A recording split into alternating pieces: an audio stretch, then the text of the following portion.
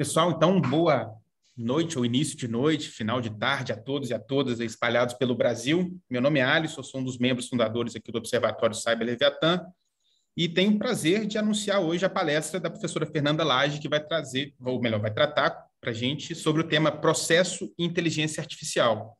A professora Fernanda Lage é doutora em Direito, Estado e Constituição pela Universidade de Brasília, é professora da Faculdade de Direito da Universidade de Brasília, é professora do Instituto Brasileiro de Direito Público, é pesquisadora em Direito e Inteligência Artificial, também na Universidade de Brasília.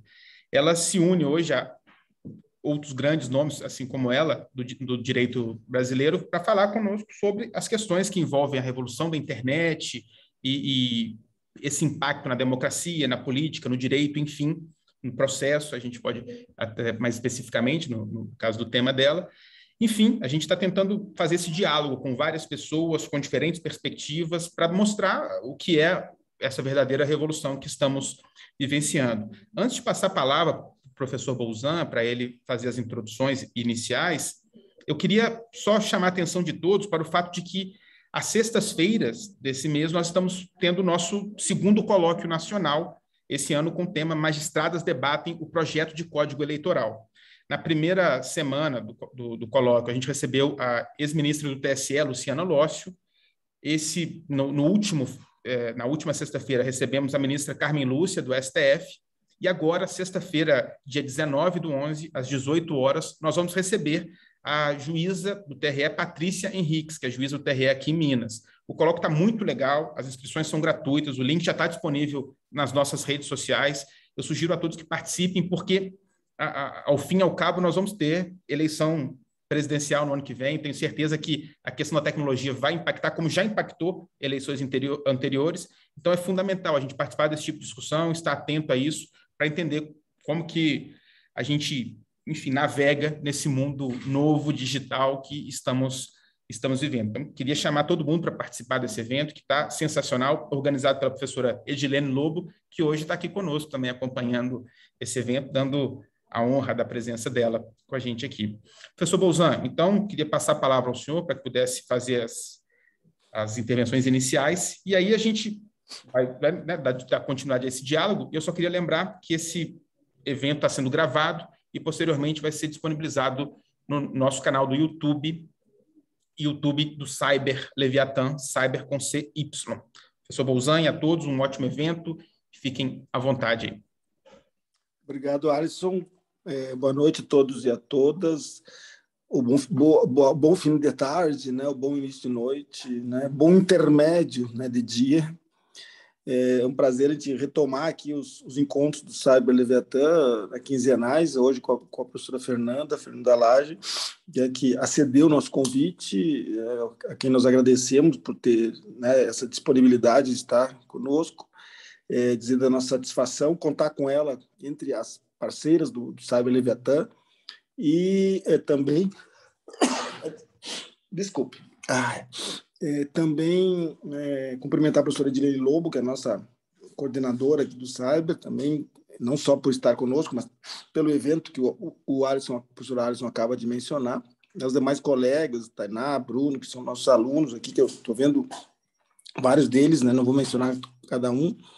E como disse o Alisson, de fato, a gente tem tentado trazer pessoas do mais alto gabarito para discutir questões relativas às relações de direito e tecnologia, né? Hoje nós temos essa oportunidade de tratar desse tema pontual, né, da relação entre inteligência artificial e processo, com quem conhece, né, do riscado, como diria, né? É um prazer, então, Fernanda, recebê-la, um prazer ouvi-la, né?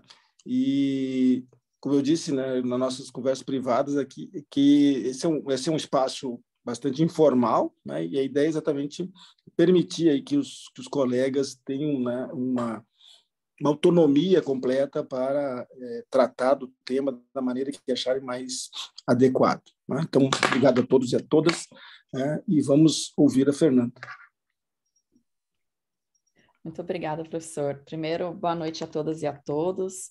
Obrigada, Alisson, professor Bolzan. Eu queria agradecer ao Cyber Leviatã pelo convite, agradecer à professora Edilene, ao professor Bolzan, pela oportunidade de estar aqui com vocês nessa data de hoje.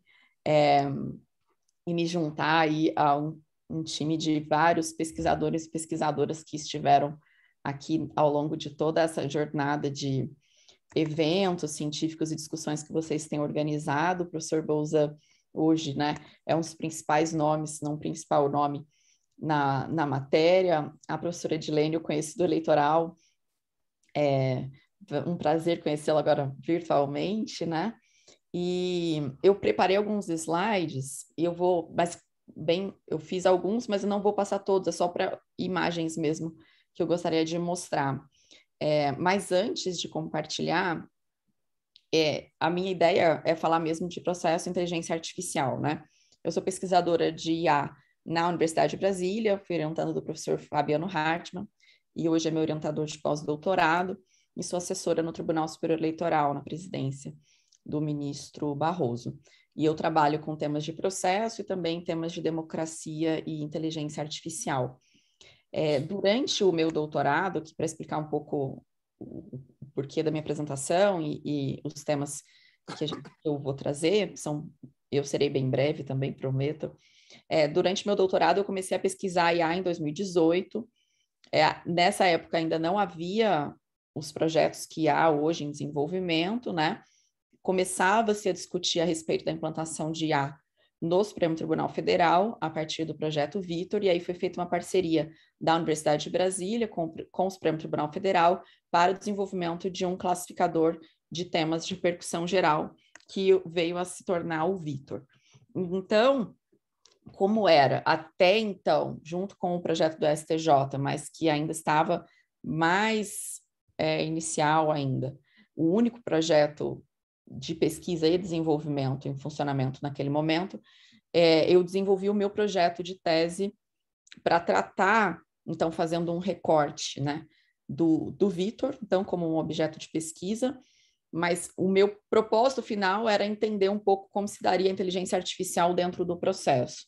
Só que como isso tem um aspecto muito amplo, eu fiz um recorte para discutir o recurso extraordinário e um recorte mais específico ainda para analisar a introdução da inteligência artificial nesse ponto bem específico que é a admissibilidade do recurso extraordinário no exame da repercussão geral.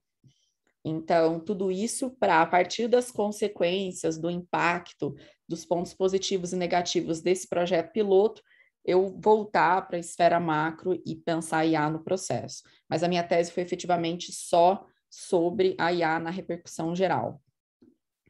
Entretanto, quando eu comecei a escrever a tese, eu percebi uma dificuldade justamente com relação ao tema da inteligência artificial em si, porque na literatura jurídica, né, a gente não tinha até então muitas coisas publicadas. Então, eu comecei a escrever sobre o tema, buscando literatura técnica fora da área do direito. Então, acabei ampliando um pouco mais a minha pesquisa para primeiro falar de IA e direito, e depois IA e processo, né?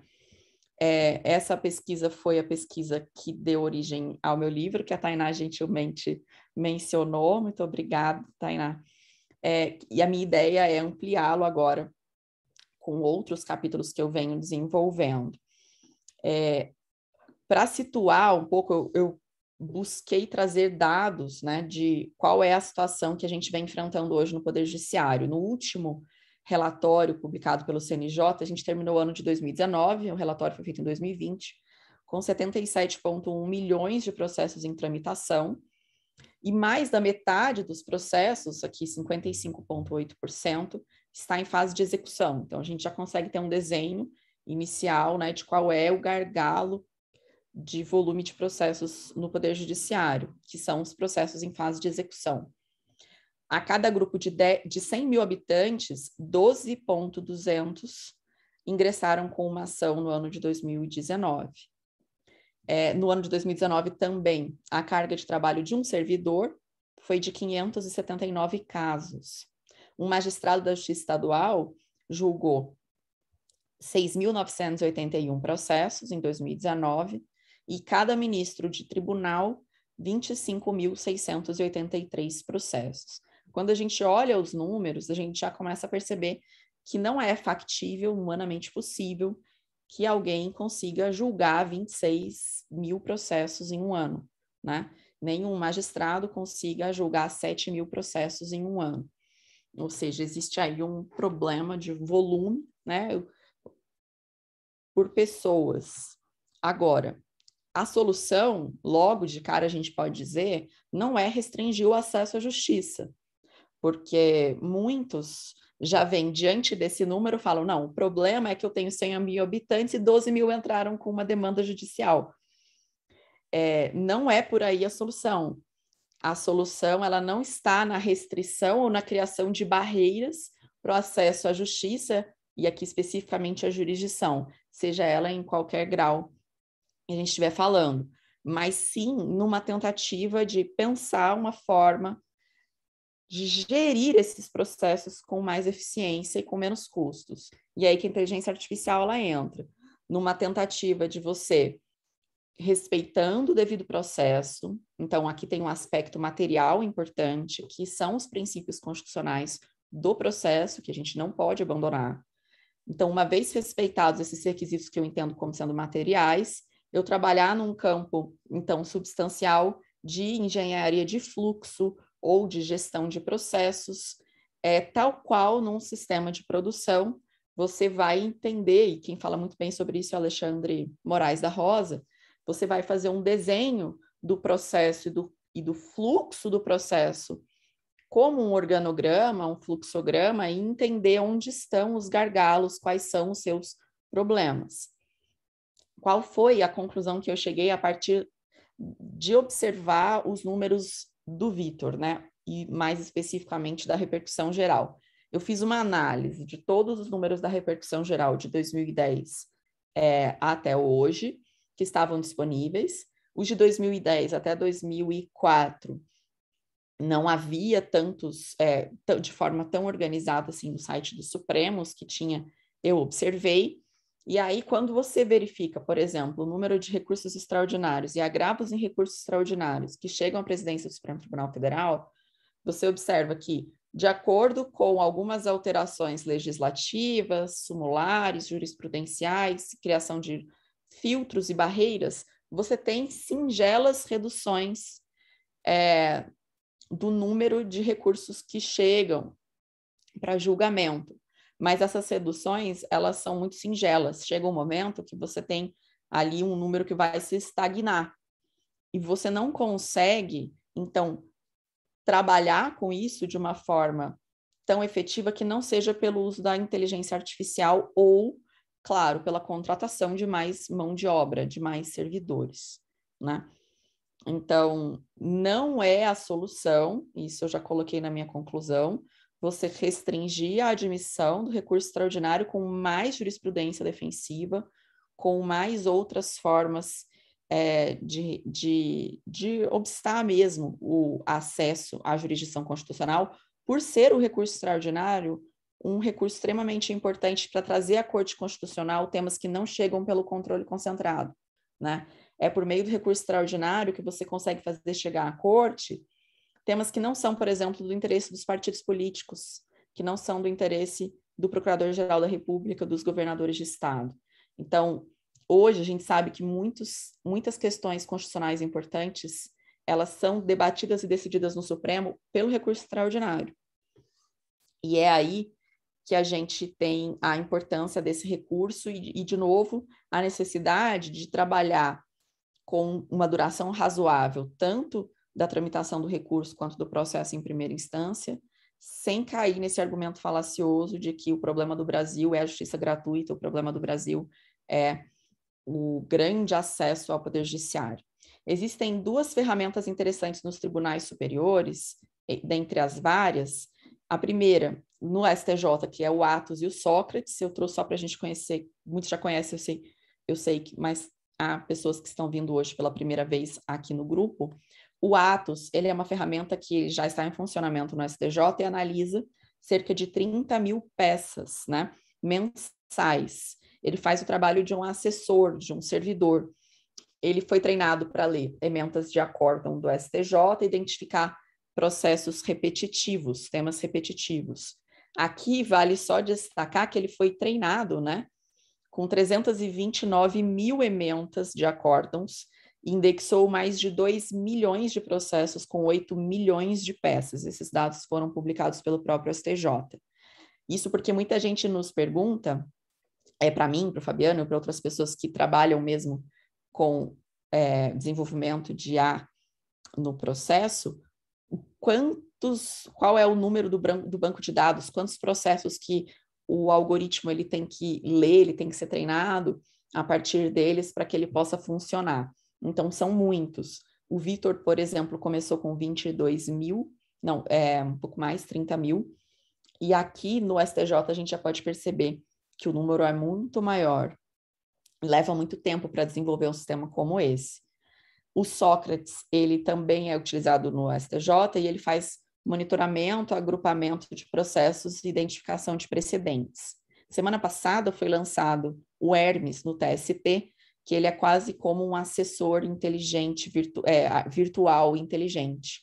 Ele é um assessor que é um algoritmo que vai fazer modelos de decisões para os ministros do TST, tal qual um assessor faz. Então, o sistema Hermes tem o propósito de ser um auxiliar ao ministro do TST, e eles já têm em funcionamento um sistema chamado BEM-TV, que é um sistema que identifica processos repetitivos, igual o Sócrates, temas repetitivos, e agrupa esses processos. E a novidade do BEM-TV é que ele também identifica se há alguma causa de impedimento naquele processo com relação a algum dos ministros do TST. Então, como esse e vários outros projetos que já foram apresentados aqui no grupo. Mas veja, né, que os números, eles são muito chamativos. Por exemplo, o próprio Sócrates, ele identifica grupos de processos similares em um universo de 100 mil processos, realizando a comparação entre eles em menos de 15 minutos. Eu trouxe também os números do Vitor, que é um sistema, de novo, utilizado no Supremo Tribunal Federal para fazer a análise do recurso extraordinário, agravo e recurso extraordinário, e a classificação desses recursos em alguns dos temas de repercussão geral, e a gente tem aqui alguns números, né? A Secretaria Judiciária do STF, quando começou o projeto, trouxe a informação de que por dia útil chegavam 400 novos processos. Aproximadamente 1/3 da força de trabalho da Secretaria ficava comprometida com o tratamento preliminar da massa jurídica desses documentos, ou seja, ler todos os recursos e verificar se havia ou não a possibilidade de enquadrar em um dos temas de repercussão geral. Não se tinha ou não, mas se estava relacionado ao tema 1, 2, 3, 4, 5, e assim sucessivamente. Vale dizer que são mais de 1.100 temas de repercussão geral. Então, é difícil para que um ser humano consiga conhecer 1.100 temas de repercussão geral conhecida ou negadas, né, de cabeça. Segundo o tribunal, são necessárias 22 mil horas humanas de trabalho para analisar aproximadamente 42 mil processos recebidos por semestre. Trabalho que o Vitor ele faz em segundos, né? E aqui, quais foram as etapas, então, de desenvolvimento desse projeto Vitor no Supremo, e que ele também pode ser utilizado para outros projetos de IA e processo. Primeiro, você faz o estudo dos dados, aqui no nosso caso foi o estudo dos dados da repercussão geral, em seguida, pesquisa dos possíveis algoritmos, depois a prototipação, a avaliação, né, desse sistema, e aí preparar, né, você vai fazer o treinamento, a preparação para a arquitetura da classificação de temas de repercussão geral ou a arquitetura do sistema, e, por fim, a documentação do projeto. Em outras palavras, como que funciona? Primeiro, tem que se conhecer qual é o banco de dados necessário, disponível e necessário para o desempenho daquela tarefa. Então, a minha tarefa é dividir sentenças entre cíveis e penais. Então, o que eu preciso para que isso funcione? Eu preciso de sentenças. Ok. De toda a sentença ou só do dispositivo? Então, por exemplo, de toda a sentença. Tudo bem. Essas sentenças, elas vêm de processo eletrônico, de processo físico digitalizado, de quantos tipos de plataforma de processo eletrônico diferente. Uma das dificuldades do Vitor foi que você tem processos que vêm de todo o Brasil, de mais de 20 plataformas de processo eletrônico diferente e de processos físicos digitalizados. Ou seja, eu tenho um banco de dados que ele é heterogêneo. E no momento em que eu vou tentar extrair esses dados para poder alimentar o algoritmo, isso não é feito com a acurácia necessária. Por isso precisa passar por um trabalho de osserização para você conseguir padronizar todos esses dados, limpar os dados, remover os caracteres que não interessam, colocar, por exemplo, tudo em letras minúsculas também. E uma vez que está tudo homogêneo, você consegue, então, passar para a etapa, efetivamente, de prototipação do sistema. É interessante notar também que, por isso, o CNJ tem um projeto de tentar desenvolver uma plataforma única de processo eletrônico. No Sul tem o EPROC, em São Paulo a gente tem o SAGE, em outros tribunais há outras plataformas, mas, de novo, você não pode obrigar o Tribunal de Justiça, o Tribunal Regional Federal, a adotar uma plataforma de processo eletrônico. Entretanto, trabalhar com plataformas diferentes é um dos motivos pelos quais você tem mais trabalho e, em alguns casos, menos precisão, né? Depois que você padronizou o banco de dados, você vai treinar o algoritmo. E aqui, por exemplo, se eu quero dividir as sentenças entre cíveis e penais, quais são os caracteres necessários para que eu consiga dividir uma sentença entre uma sentença cível e penal? Então, eu vou só mostrar aqui, vou voltar já para o slide. Tem um gráfico que eu uso, que é mais didático, que é o seguinte: por exemplo, se eu coloco a expressão autor e réu e treino a máquina para ler autor e réu é uma expressão que permite dividir uma sentença entre cível e penal? A resposta é não, né? Porque você pode encontrar essas duas expressões nas duas sentenças. Outra expressão, condeno. Condeno também não é uma expressão que você vai conseguir fazer a separação. Agora, ação de divórcio, ação de alimentos, furto, roubo, homicídio, todas essas são expressões que permitem com que o algoritmo possa diferenciar uma sentença de outra. Então, veja, no segundo gráfico aqui, eu teria um exemplo de o que acontece quando eu ensino para o meu algoritmo que autor e réu é uma expressão importante. Ele não vai conseguir diferenciar uma sentença cível de uma sentença penal e fazer essa classificação. Agora, se eu falo ação de divórcio e homicídio, eu consigo diferenciar bem uma sentença cível de uma sentença penal. E aí eu tenho esse primeiro gráfico aqui. Por que eu estou dizendo isso? Que uma das tarefas mais difíceis, não há mais difícil para o profissional da área jurídica, quando ele está trabalhando com a introdução da IA no processo, é justamente refletir sobre como ensinar o algoritmo o que é A, o que é B e o que é C. Então, como treinar esse algoritmo? Porque essa informação ela é dada pela equipe do direito. Então, por exemplo, o mandamas do TJ Roraima, que ele vai desenvolver o mandado a partir da decisão que o juiz proferiu. Como que você ensina para o algoritmo que naquele caso ele precisa fazer um mandado de execução civil, naquele outro caso ele precisa fazer um mandado de um alvará de soltura, naquele outro caso ele precisa fazer um mandado de citação, no outro mandado de penhora? Quais são as expressões-chave que permitem você concluir isso? E aí é interessante que a gente volta para o raciocínio humano, porque o exercício que a gente faz é o que quando eu leio, eu consigo entender que eu preciso fazer tal coisa. O que eu leio nesse recurso extraordinário que me permite concluir pelo tema 601 de repercussão geral? E é igual, eu falo, ensinar uma criança. Você tem ali uma criança e você quer ensinar um que é um triângulo, um quadrado e um círculo. Aí tem aquele joguinho que ela vai colocar o triângulo no triângulo, o círculo no círculo. Mas você também pode ensiná-la com um vídeo, mas você também pode ensiná-la de várias formas. E existem várias formas de você treinar o algoritmo e ensinar o algoritmo no aprendizado de máquina. Aqui a gente não está falando do profundo, né? Mas só do aprendizado de máquina.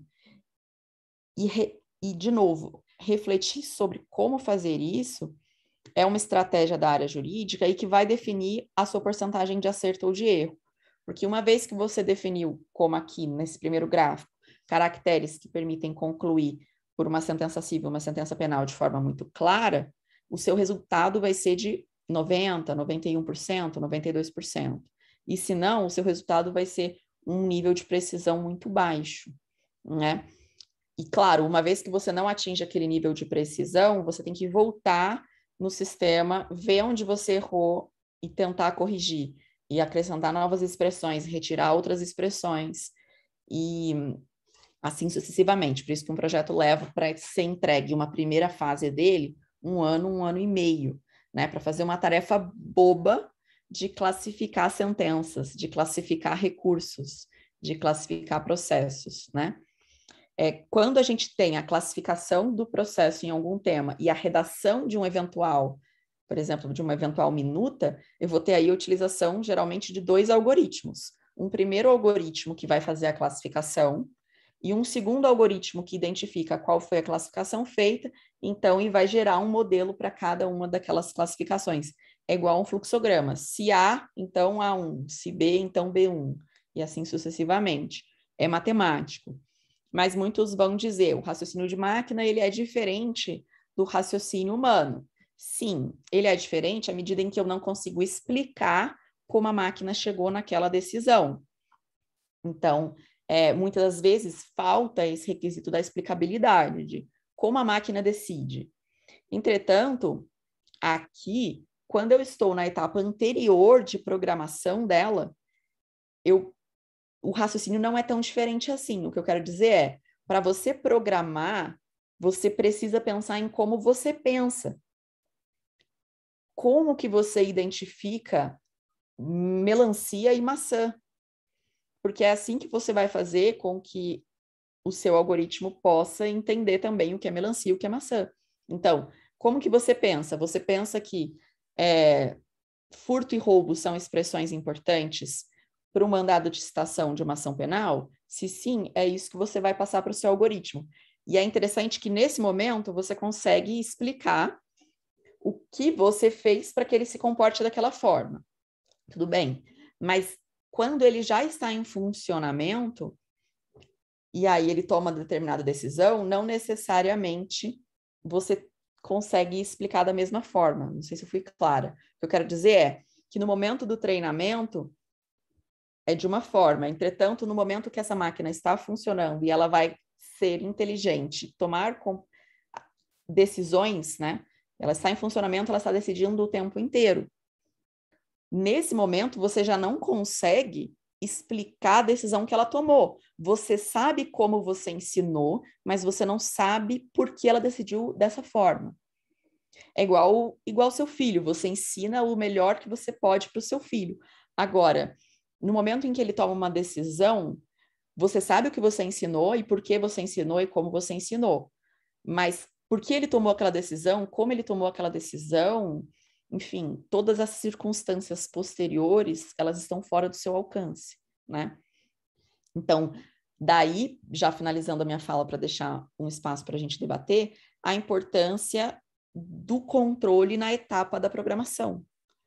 Porque é nessa etapa que você tem controle do que está acontecendo. Você sabe, então, todas as medidas que você adotou. Agora, depois, né, aí já é um outro momento. Então, para finalizar, alguns pontos que eu entendo que são pontos que ainda carecem de desenvolvimento.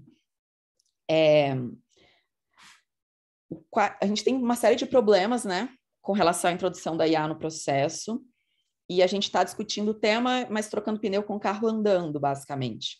Porque, e eu vou citar alguns, né, e aqui não estou querendo dizer que eu sou contra, pelo contrário, mas a gente não pode deixar de fazer um alerta sobre pontos que precisam ser discutidos, ser pesquisados, desenvolvidos e adotados pelo próprio Poder Judiciário como um todo. O primeiro, a gente sabe, é com relação à segurança e transparência, né? Ainda há uma defasagem na publicidade do banco de dados que foi utilizado, de como foi feito esse sistema, quantos dados ele leu, havia ou não havia representatividade nos grupos de desenvolvimento, foram desenvolvidos só por homens brancos, só por mulheres brancas, havia pessoas negras envolvidas, houve cuidado com relação aos desvios, e aqui especialmente desvios de gênero e de raça, desvios que vão atingir populações que já sofrem, né, com toda a desigualdade que estrutura o nosso país. Então, houve alguma preocupação com relação a isso. A gente não tem isso como um requisito ainda no desenvolvimento dos sistemas, e é extremamente importante, porque vocês viram, né, o resultado da pesquisa da Joy Bolamini, do Gender Shades do MIT. Enquanto o sistema de reconhecimento facial, por exemplo, os algoritmos de IA de reconhecimento facial do Facebook, IBM e Face+, que são os principais algoritmos, né, os mais tecnológicos, eles têm 99% de acerto para identificar o rosto de um homem branco, contra 60%, 70% de acerto para identificar o rosto de uma mulher negra. Isso, a gente está falando dos melhores desenvolvedores de IA, né? Então, qual é a taxa de acerto quando eu estou diante de questões que envolvem interseccionalidade de gênero e raça? Esse é um primeiro ponto. O segundo, com relação ainda à transparência e divulgação dos dados, não há necessidade de divulgar o código ou abrir o código, inclusive porque o Brasil ele é um país de pessoas criativas que vão descobrir formas de burlar o sistema. Então, a gente não pode abrir o código dessa forma tal qual vem sendo falada no estrangeiro. Mas o que você pode fazer é um sistema de auditoria, e eu coloco isso no fim da minha tese, como já vem sendo feito nas urnas eletrônicas. Então, dividido em duas etapas. Uma primeira de auditoria, em que organizações da sociedade civil e os outros órgãos, né, os outros poderes poderão se inscrever para fiscalizar esse código-fonte, e para esses grupos de técnicos especialistas, esse código poderia ser aberto, né? Ministério Público, OAB, Defensoria Pública, Polícia Federal e outras entidades que se inscrevessem para que faça a fiscalização desse código-fonte, então, numa primeira etapa, e uma segunda etapa, e essa destinada ao público, e aqui público, advogados e sociedade, que é a de um teste público de segurança, demonstração pública de que aquilo funciona. Eu entrei com uma sentença cível, o sistema leu e disse que é cível. Eu estou mostrando para todo mundo que funciona. Então, é preciso dar publicidade ao funcionamento desses sistemas. Um segundo ponto é que ainda há um déficit de participação dos outros envolvidos no processo, leia-se Defensoria Pública, OAB e Ministério Público. Não é possível que você vá desenvolver um sistema que impacta todas as funções essenciais da justiça sem que haja uma mínima participação desses representantes. Então, a Defensoria Pública, por exemplo, desempenha um papel extremamente importante na curadoria das pessoas vulneráveis, né? Como agora eles vêm falando que são amigos, né?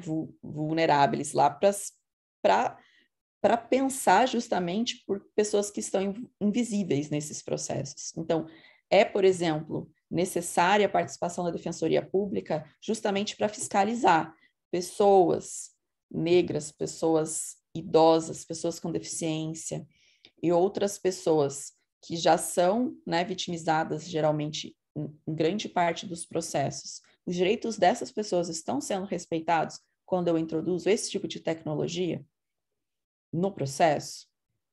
Então, falta ainda um diálogo democrático para o desenvolvimento desse sistema. Eu não estou falando de uma forma abstrata, não. Eu estou falando, isso é muito simples. Oficia, manda um representante, monta um grupo de trabalho para poder fazer isso. E aí, por fim, né, e um último ponto é com relação à sociedade e proteção de dados. Quais são as medidas adotadas de adaptação dos sistemas já em desenvolvimento, dos que estão sendo desenvolvidos, à LGPD? Não tem como trabalhar a inteligência artificial sem fazer interseção com as previsões da LGPD. Eu preciso adequar todo o funcionamento da IA no processo à LGPD. Por exemplo, uma vez que eu protocolo a minha petição inicial, eu recebo algum aviso dizendo que aquele processo será tratado de forma A, B ou C, ou de que aquele meu processo será tratado por meio de com a utilização de um sistema de inteligência artificial, eu não sou nem avisada. Eu não estou falando que precisa de consentimento, né? Aqui no nosso caso, não é uma hipótese de dizer, eu vou consentir ou não com o uso da IA, mas eu preciso estar ciente do que está acontecendo, dos riscos, de qual é a política do tribunal para tratamento dos dados por meio de IA. Isso não é feito. Então, não há essa publicidade. E qual é a política? E essa política ela tem que ser pública de tratamento de dados com uso de IA no processo. Vai ficar armazenado por quanto tempo? Existem medidas de segurança? Não existem, né? E essa IA, ela toma decisões, não toma decisões? Existe ou não revisão humana? Tudo isso ainda são informações que a gente não tem, e para os pesquisadores, né, vocês e eu, para nós que pesquisamos o tema, é extremamente difícil conseguir informações quando a gente pretende escrever sobre IA e processo. Você não tem nenhum tipo de portal ou página nos sites dos tribunais sobre o que vem sendo feito.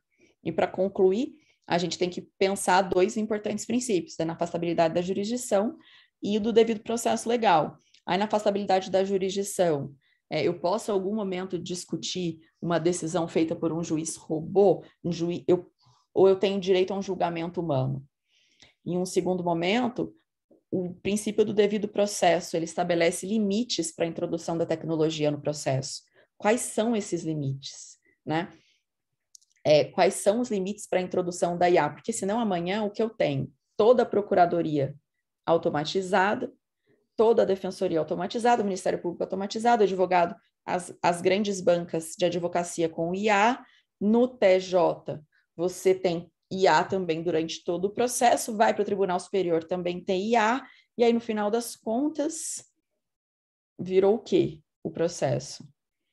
Então, ter claro o que a gente quer, qual é a modelagem de processo que a gente pretende adotar, e qual é o limite entre a IA ser uma aliada na duração razoável do processo e ser uma inimiga, né?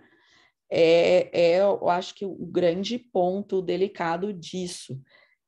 A gente tem que também, claro, louvar todos os esforços que estão sendo feitos para a introdução da IA e a gestão do processo, mas a gente não pode se esquecer efetivamente que há limites para isso, né? A Edilene falou da transparência dos algoritmos, quem são os treinadores dos algoritmos, exato, então, existem mulheres envolvidas, por exemplo, quando a universidade pública está envolvida, pelo menos a UNB, existe uma preocupação de ter metade, de participação de pessoas negras, de participação, enfim, com a maior representatividade possível. Mas se esse sistema ele é desenvolvido por uma empresa privada, por exemplo, essa empresa vai ter a mesma preocupação? Não sabemos, né? E aí, só para finalizar aqui, para falar o que o Flávio está comentando, que tem que ser aberta a caixa preta, não é porque o open source que vão descobrir como burlar. A caixa preta pode e tem que ser aberta sim, mas para quem? Esse que é o ponto, quem pode contribuir com essa abertura? Talvez abrir para aqueles que realmente têm condições técnicas de fazer essa fiscalização. Então, quando eu falo em fechar, é não colocar no site, na internet, publicar, mas fazer uma abertura que ela é mediante inscrição, mediante todo um procedimento que vai acontecer, por exemplo, uma vez a cada 6 meses, ou uma vez por ano, como já vem sendo feito no caso da urna. Você se inscreve, demonstra a sua necessidade, sua expertise e a capacidade que você tem ali para poder fazer esse tipo de auditoria, e você pode participar dessa auditoria, né? Então, isso sim, eu concordo com você. E aí, por fim, era só agradecer mesmo o espaço e a oportunidade de pedir desculpas por me prolongar aqui na fala. Ô, Fernanda, foi ótimo.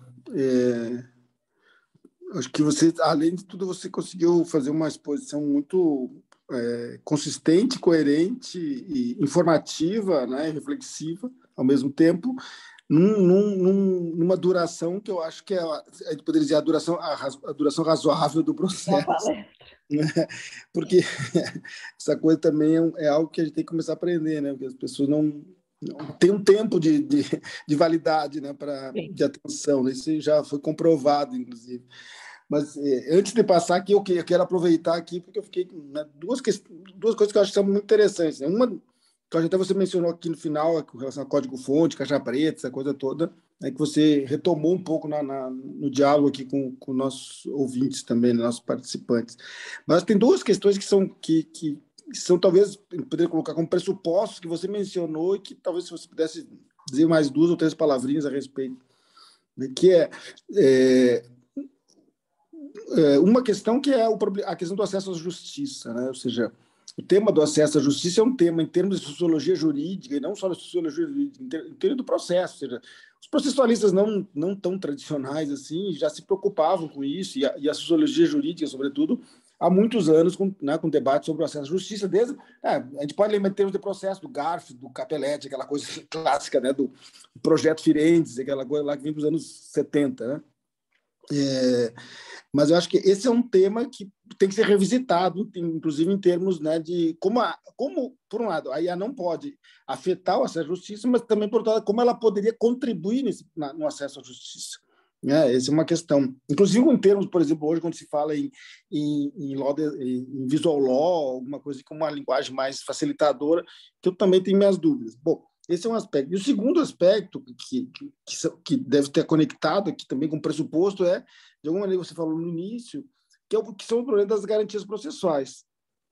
Né? Ou seja, como compatibilizar o uso da IA, mesmo nessa perspectiva que você trabalha com a ideia de fluxos, né, de uma engenharia de fluxos que você mencionou, compatibilizar com esses dois pressupostos fundantes. Ou seja, de um lado, a gente não pode abrir mão das conquistas em termos de garantias processuais, e, por outro lado, também a gente tem que trabalhar com a perspectiva, né, do próprio acesso à justiça, como o Capelletti já dizia lá atrás, né, como um direito fundamental. Né? Então, quer dizer, talvez esses dois temas são fundantes para esse debate, para além dessa questão mais operacional, de certo modo, né, que também você relatou aqui de maneira muito adequada. Então, se você pudesse, né, dizer 1 ou 2 palavras a respeito disso também, mais, né? Claro, muito obrigada, professor. Assim, o tema de acesso é um tema que me interessa muito, e eu, antes da pandemia, atuava no Núcleo de Prática Jurídica da Universidade de Brasília, que fica em Ceilândia, né? Quem não é do DF, Ceilândia é uma das cidades satélites, e ali fica o nosso Núcleo de Prática Jurídica da UNB. Então, como os outros núcleos, a gente faz esse tipo de atendimento, né? Então, e para mim foi uma experiência, e é uma experiência interessante já há alguns anos, fazer justamente a comparação que eu fazia e que eu continuo fazendo, que é trabalhar num lugar extremamente suscetível a todos os tipos de vulnerabilidade e com todas as deficiências que a gente tem com relação a orçamentos na universidade pública para poder, inclusive, desenvolver tarefas assistenciais de acesso à justiça, com todos os problemas que a gente tem, inclusive, por exemplo, de não conseguir se comunicar com os assistidos não terem celular, não terem casa, não terem onde morarem na rua, enfim, com todos os problemas do Brasil como um todo, né? E aí, enquanto eu estava ali, eu estava estudando inteligência artificial e fazendo a tese de doutorado e pesquisando sobre IA com todos esses temas que a gente conversou. Então, a princípio, parece algo paradoxal, né? Você está falando de pessoas que não tem acesso à internet, que não tem acesso a nada, assim, a gente sabe, né? Dos problemas que depois viraram por conta da pandemia, com todos os problemas de acesso ali. Agora falamos só de tecnologia, né? Sem mencionar todos os problemas de acesso à moradia, à habitação digna, à alimentação, à água, né? Tudo isso, e ao mesmo tempo você tem um poder judiciário introduzindo uma tecnologia tão avançada no processo. Então, como você concilia esses dois mundos, não dá para dizer, não vai introduzir a tecnologia porque eu tenho problemas estruturais dessa natureza. Mas, ao mesmo tempo, eu não posso ignorar esses problemas estruturais do Brasil e do acesso mesmo, né, a uma jurisdição de qualidade, quando eu penso a introdução da tecnologia. Então, quais são verdades ou fatos que vêm acontecendo quando a gente também está falando disso? Os sistemas de IA têm sido utilizados, muitos, para execução fiscal, né? Então, para quais são os tempos do processo e para quem interessa o processo ser célere? Então, a execução fiscal, questões de direito administrativo, fazenda pública.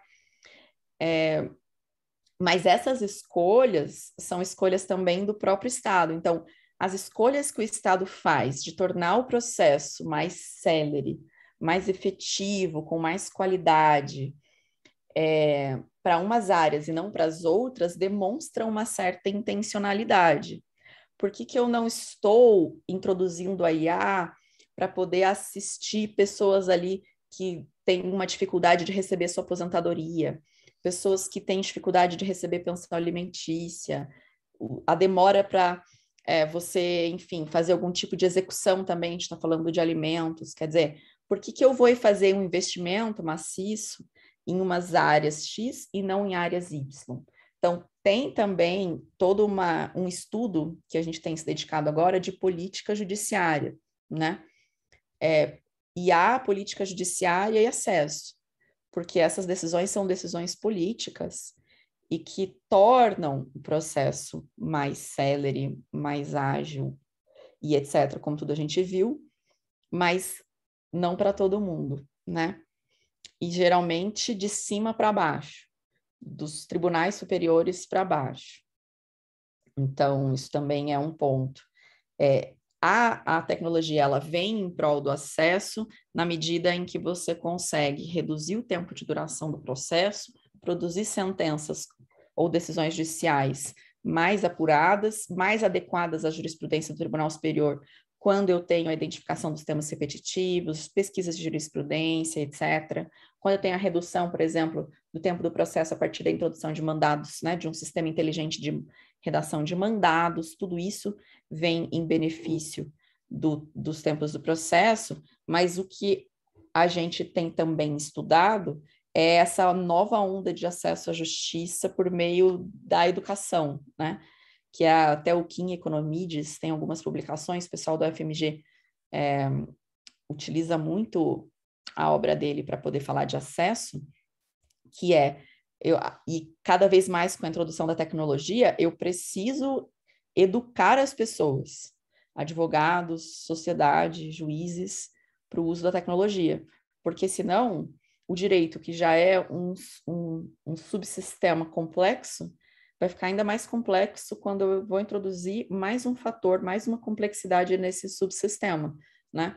Então, se não houver, por exemplo, a introdução de disciplinas de direito IA, grupos como esse, grupos de democratização do conhecimento tecnológico, campanhas, inclusive, dos próprios tribunais e da própria defensoria, cada vez mais para você democratizar o acesso ao conteúdo da tecnologia no direito, você vai criar elites, né? Elites não só no processo, mas no direito como um todo, de pessoas que têm, aqui falando de um local privilegiado, né? Como mulher branca que eu sou, de elites de pessoas brancas, de pessoas que vêm de uma determinada classe social. Então, isso não pode acontecer. A gente tem que pensar de forma urgente, né? O que está acontecendo e formas para poder ir contra essa maré, né? Por exemplo, o grupo aqui é um grupo que tem palestras gratuitas, regulares, com vários professores, que qualquer pessoa pode se inscrever e participar. Então, essa é uma iniciativa que é já um movimento para a democratização do acesso à justiça, né?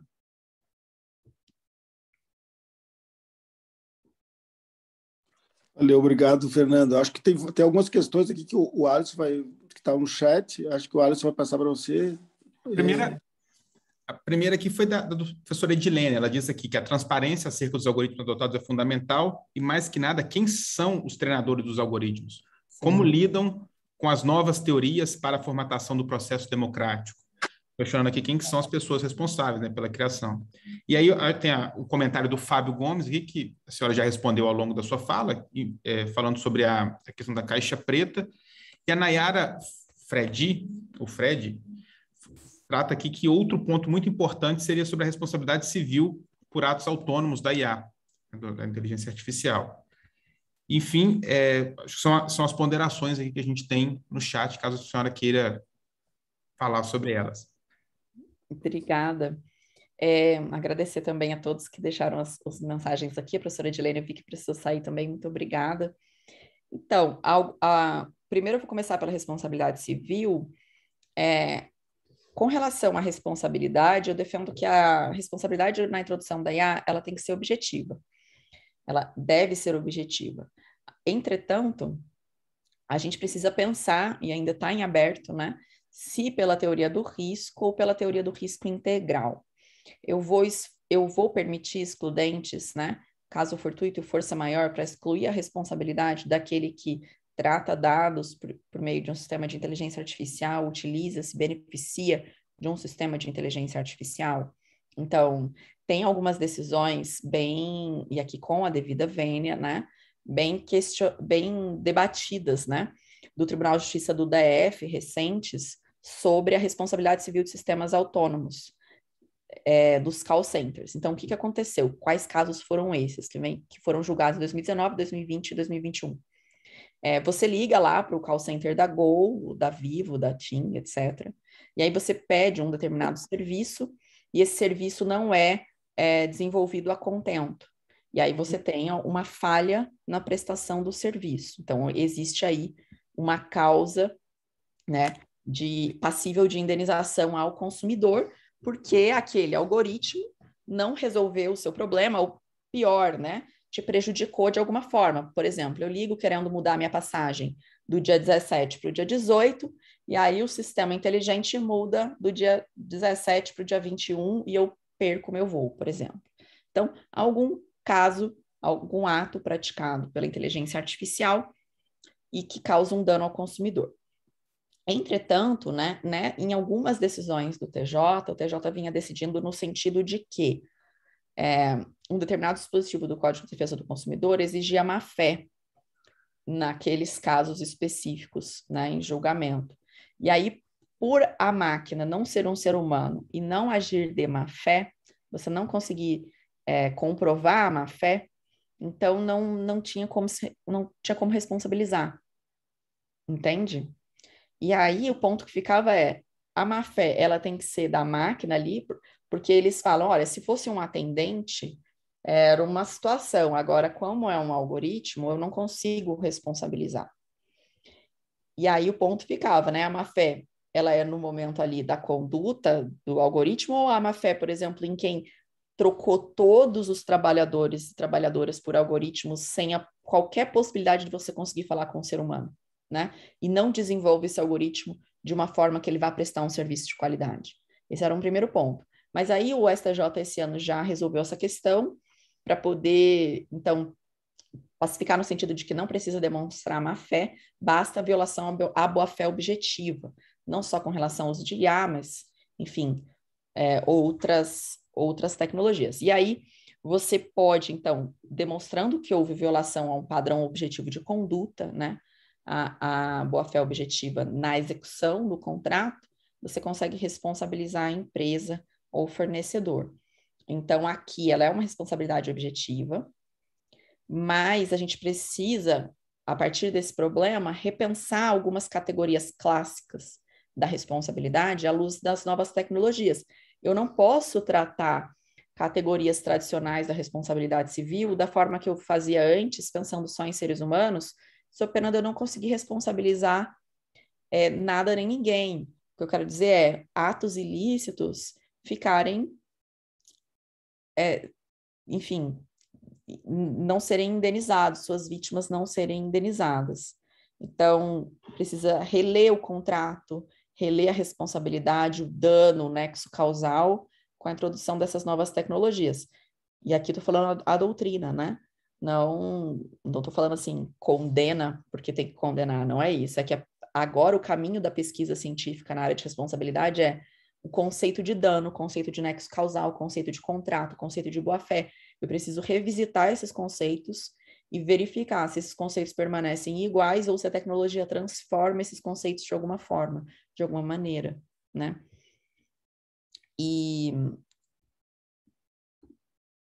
aí, eu acho que eu estou esquecendo de alguma outra pergunta, né?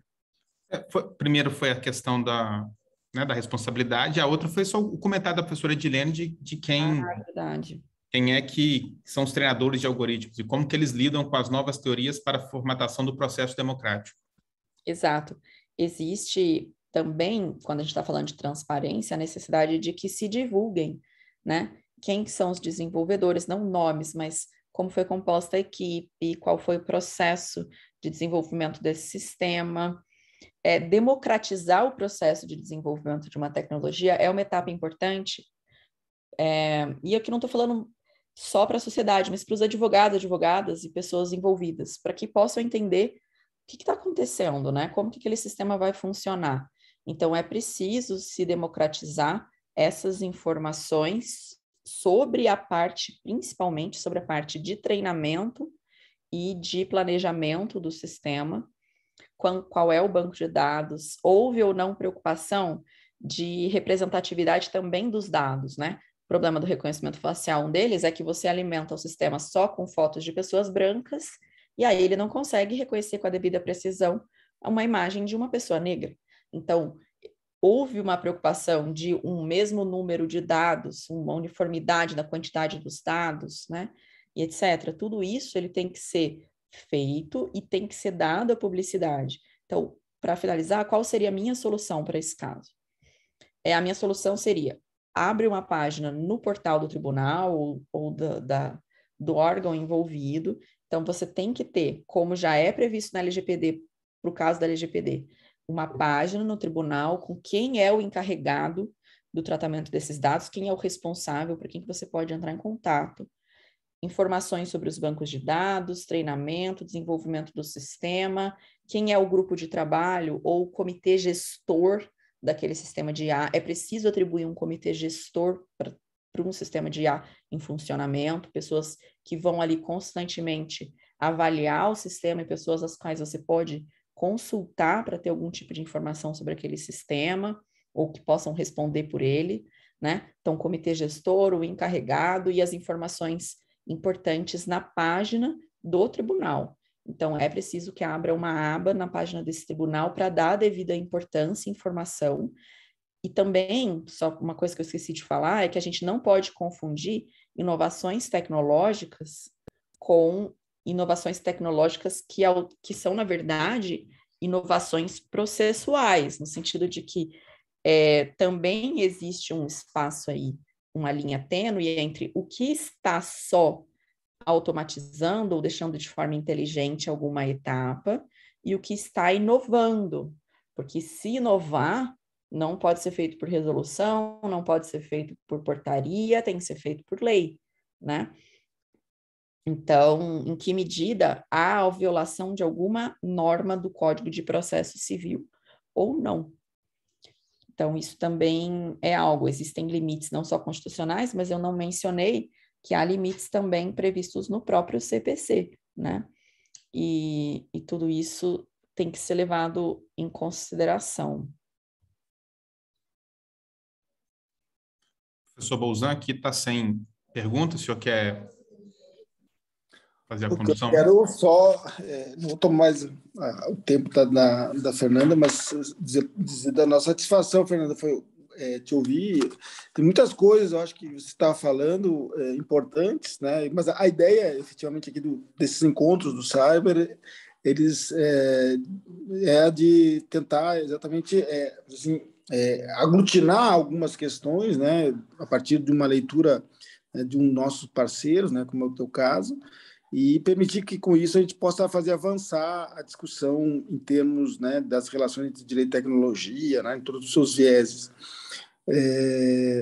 Sempre fica, né, muita coisa em aberto, né, sempre ficam muitas questões, mas eu acho que esse é o nosso papel mesmo e essa é a nossa intencionalidade. Então, eu quero te agradecer, quero, né, dizer que esperamos contar contigo de novo, né, sempre que quiseres voltar ao Cyber e que estiveres disposta a trazer alguma nova questão aqui para discussão, e que possamos manter aí um contato permanente, né, com esse trabalho que você tem feito aí junto com os parceiros aí da UNB e outros, né? Então, meus agradecimentos, meus cumprimentos pela fala. Eu anotei muita coisa aqui, depois, inclusive, quero te mandar algumas anotações assim por mensagens, né? Então, meu agradecimento, e, né, deixo aqui, se você quiser fazer uma fala final de encerramento, e também esteja à vontade. Muito obrigada. Não só agradecer a todos que ficaram aqui até o final, agradecer ao Alisson, agradecer ao professor pelo convite. Para mim foi uma honra estar aqui com esse público super seleto, e fico muito feliz de poder voltar também. Enfim, muito obrigada pelo espaço, né, e por nos ouvir, porque até o Oscar colocou aqui no chat, né, a gente pesquisa e pensa muitas coisas, mas a gente só consegue realmente aprender quando a gente compartilha e ouve outros pontos de vista, senão fica só na nossa cabeça e não frutifica, né? Então, quando a gente vai lendo os comentários e tendo o retorno, igual a Tainá também mencionou, para mim é muito importante. Então, agradecer mais do que nada a oportunidade, o espaço que vocês me deram hoje. Nós agradecemos, volte sempre, né? Já estamos aqui contando com o teu retorno. Obrigada. Boa noite. Pessoal, então, agradecendo a todo mundo pela presença, eu queria só reforçar o convite para o nosso evento do colóquio, o segundo colóquio nacional, que acontecerá na sexta-feira. As inscrições também são gratuitas e já estão lá disponíveis, os links estão disponíveis no nosso perfil lá do Instagram e nas nossas redes sociais. Doutora Fernanda, muitíssimo obrigado por compartilhar conosco aí seus conhecimentos. Uma boa noite a todos, professor Bolzan, um grande abraço e nos vemos por aí. Até mais. Tchau, tchau. Boa noite, pessoal. Abração.